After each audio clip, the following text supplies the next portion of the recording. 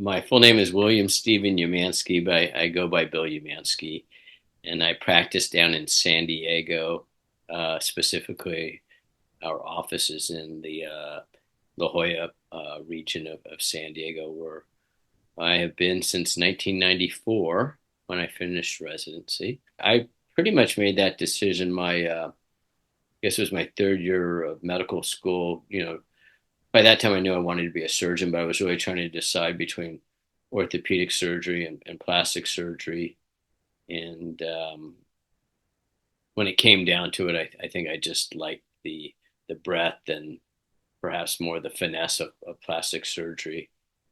And then, I wanted to return to San Diego when I was done, so I couldn't back to San Diego without joining my father. That would have been kind of uh, uncool thing to do. So, he was very gracious and allowed me to join the practice, and we practiced together for many years that were very enjoyable. And then over time, I mean, just the breadth of plastic surgery, working from the very, from infants to, seniors, from women to men, and just all over the body. It was so much more appealing the more I understood what was involved with plastic surgery versus orthopedic surgery.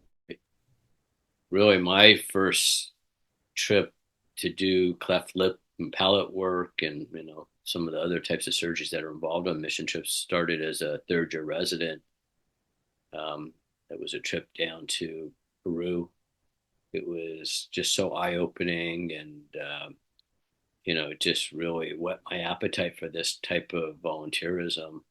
And I was able to do, I think, a total of 3 or 4 trips as a resident. My last year, my chief year, I went to Bangladesh, which was also an amazing place to really see how um, fortunate we are in this country in terms of the quality of our medicine, the amount of pathology that we saw while we were there, and just the need for um, help was, it was really hard to really fully comprehend. It was overwhelming.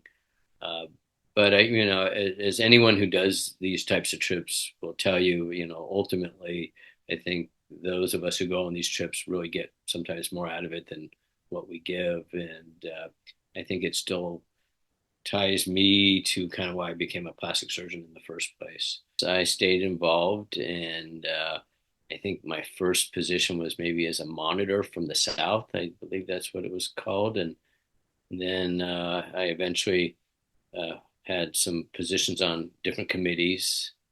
I've always been on the legislative committee, and then I was tapped for time and place committee, and then I believe I was president in 2018.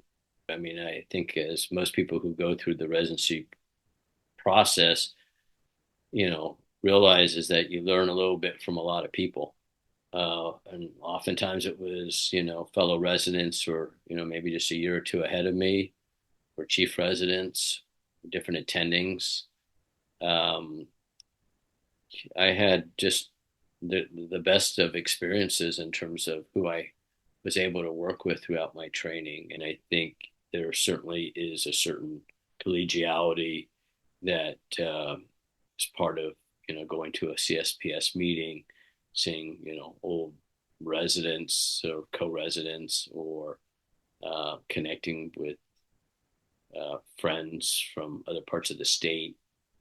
I feel like when I go to a meeting, I can sit next to someone I know and, get a really honest uh, impression of maybe something we're hearing or discussing at a meeting. No, I just think that, when you first come out of residency is probably the time to join CSPS, and obviously you can join as a resident and then kind of continue your membership afterward.